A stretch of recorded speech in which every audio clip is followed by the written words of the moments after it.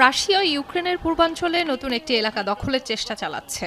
কৌশলগতভাবে গুরুত্বপূর্ণ কোস্তিয়ান্তিনিওভকা শহর এবং আশেপাশের এলাকাগুলোতে তীব্র প্রাণঘাতী আক্রমণ চালাচ্ছে রুশ বাহিনী। রাশিয়ার রাষ্ট্রীয় সংবাদ সংস্থা জানায়, রুশ বাহিনী ইউক্রেনের পূর্বাঞ্চলীয় দোনেৎস্ক অঞ্চলে দুটি গ্রামের নিয়ন্ত্রণ নিয়েছে। এ কারণে ইউক্রেন রুশ জ্বালানি এবং সরবরাহ কাঠামোতে পাল্টা আঘাত জোরদার করেছে। ফ্রন্ট লাইনের পরিবর্তে একে অপরের গুদাম এবং জ্বালানি খাতে আঘাত হেনে প্রতিপক্ষের যুদ্ধ ক্ষমতা দুর্বল করার চেষ্টা করছে রাশিয়া।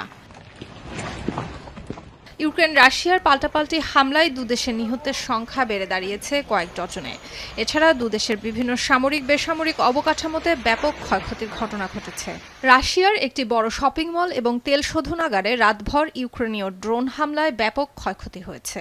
কোনো হতাহতের তথ্য এখনো জানা যায়নি।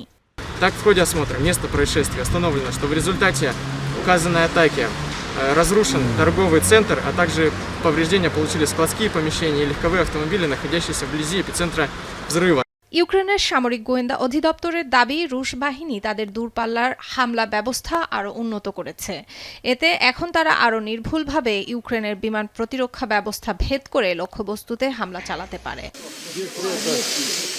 ইউক্রেনীয় গোয়েন্দাদের দাবি, ইউক্রেনের প্যাট্রিয়ট ইন্টারসেপ্টর ক্ষেপণাস্ত্রের ঘাটতির সুযোগ কাজে লাগাতে রুশ বাহিনী ইউক্রেনের বিরুদ্ধে ব্যালিস্টিক ক্ষেপণাস্ত্র হামলা প্রায় 3 গুণ বাড়িয়েছে। ইউক্রেনীয় কর্তৃপক্ষের মতে, ইউক্রেনকে নিজস্ব ব্যালিস্টিক ক্ষেপণাস্ত্র উৎপাদন থেকে বিরত রাখতে দেশটির প্রতিরক্ষা শিল্প ঘাঁটিগুলোতে হামলা জোরদার করেছে রুশ বাহিনী।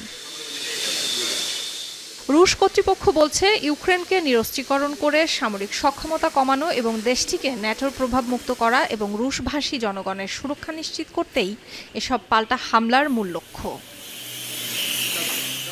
সুলতানা দিনা, এখন বিশ্ব।